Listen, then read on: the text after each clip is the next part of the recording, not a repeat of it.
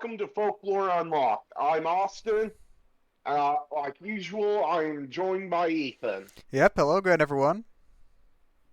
And this week we're probably taking a look at the most famous creature, cryptid, legend, myth, whatever you want to call it, revolving around Christmas, and that is the elf.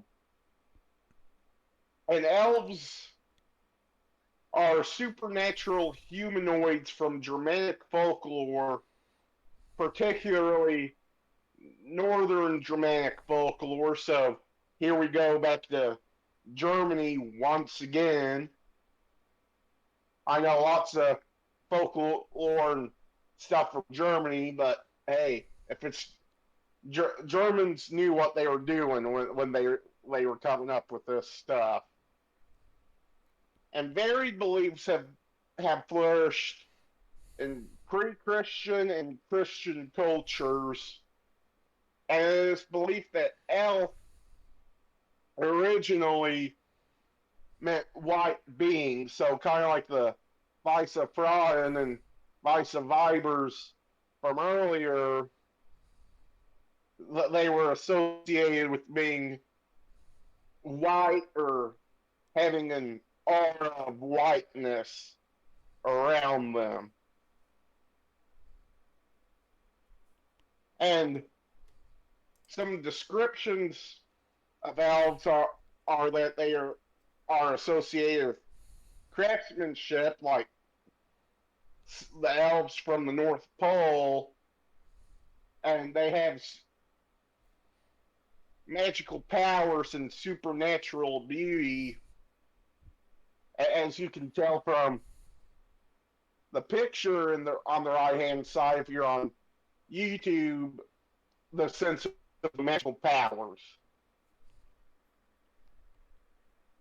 And like the typical pre-Shakespearean description of elves are that they're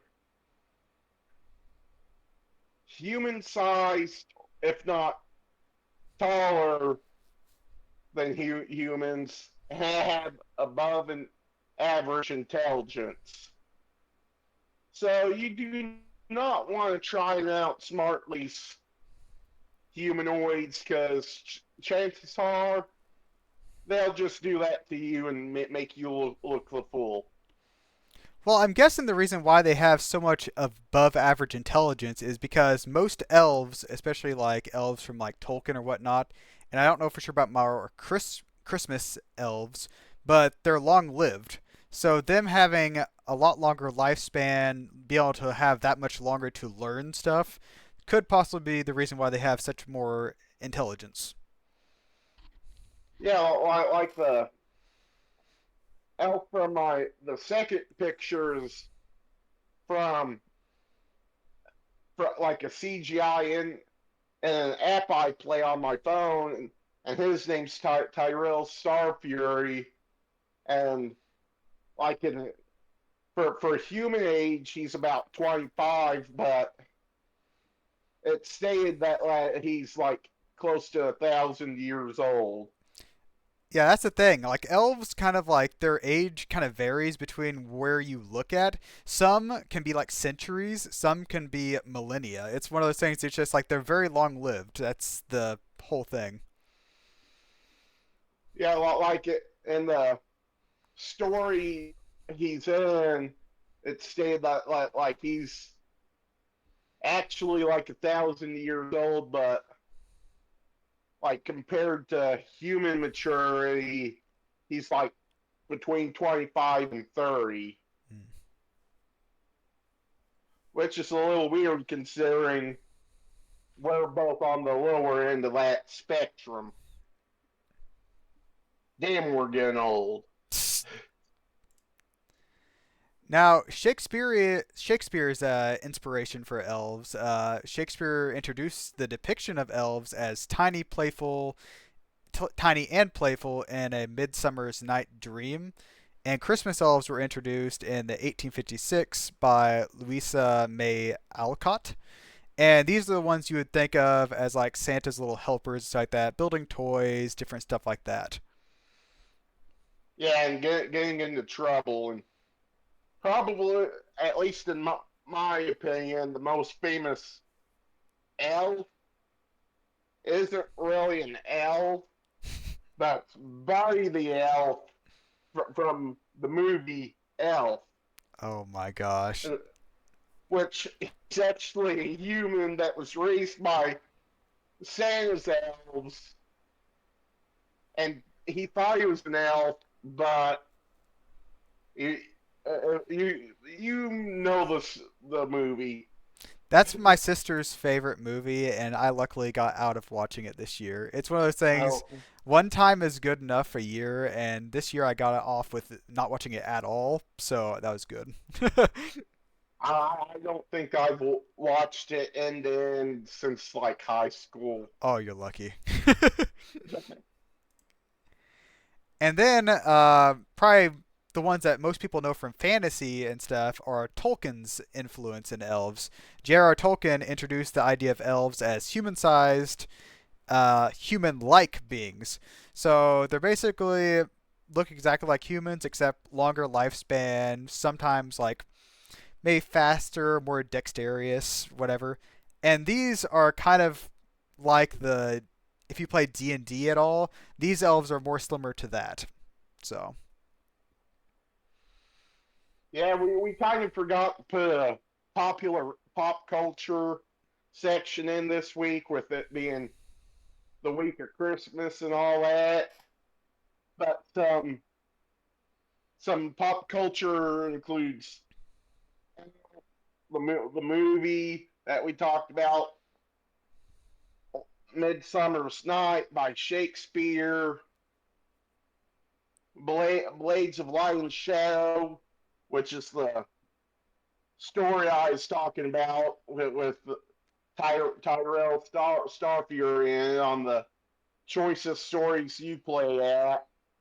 Uh, D&D, and I'm sure I'm forgetting some. basically any Christmas movie, they're at the North Pole. Yeah, any number of the Rudolph movies. Oh, even the Krampus movie. Even the Krampus movie had elves in it. They were kind of more demonic elves, but they were elves. Well, there we go.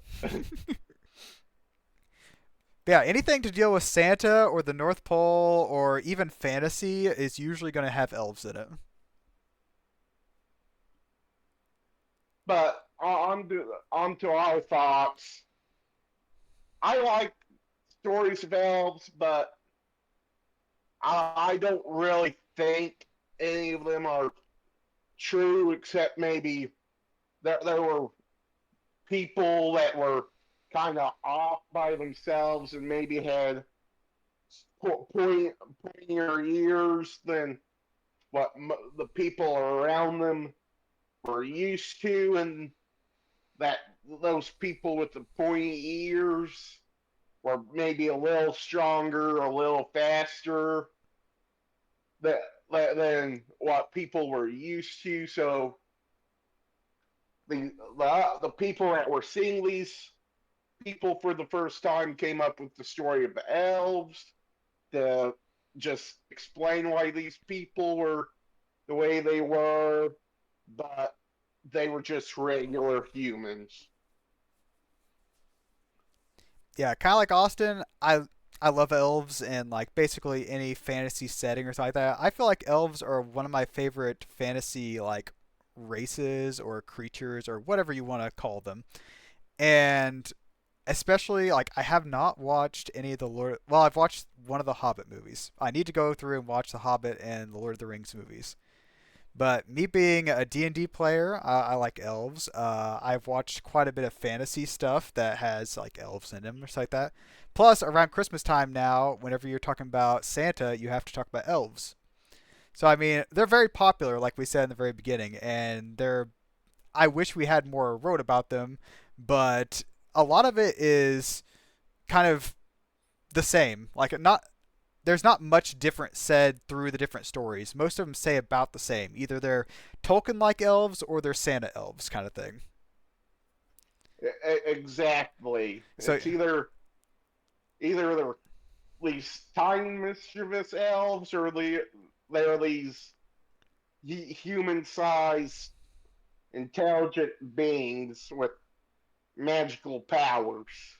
yeah, but I don't think they're really real. And sorry for anyone that still believes in Santa if you're watching this, but But yeah, if you're watching this, and I'd say probably under the age of 13, why are you watching this? I know we try to keep it PG 13 at worst, but why are you watching this if you're under about the age of 13? that's the thing. A lot of these are German folklore things, and a lot of German folklore ends up in like people like if we ever do Hansel and Gretel. Oh my gosh, that the actual story for that is kind of messed up. Yeah, But yeah, like it's it's not good. yeah, just like German folklore stories do not end happily. That's the like rule to it. See, Hansel and Gretel's story is good, but at the same time, it's not good. Yeah, yeah. But well, with that, I think that's the end of this week's episode.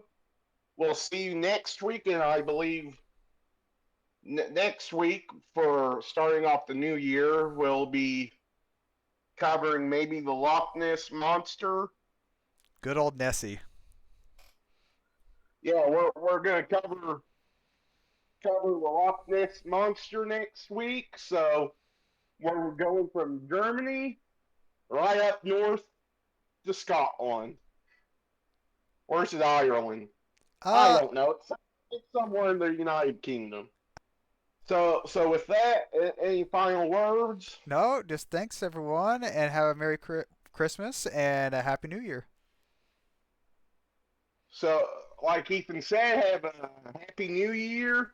We'll see you in the new year, covering Nessie, and we'll see ya. Yep, bye everyone.